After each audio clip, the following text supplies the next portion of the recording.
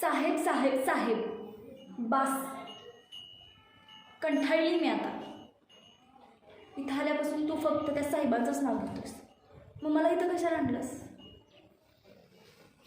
आणि हो, लग्न पण ना त्या साहेबांबरोबरच कर.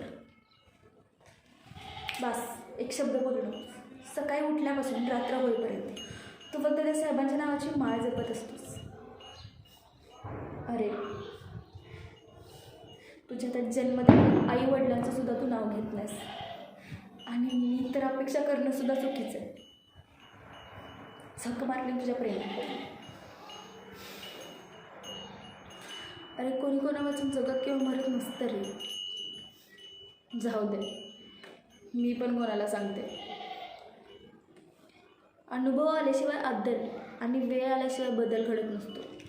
आणि तुला ना हे वेळ आल्यानंतर नक्की समजेल. सोड.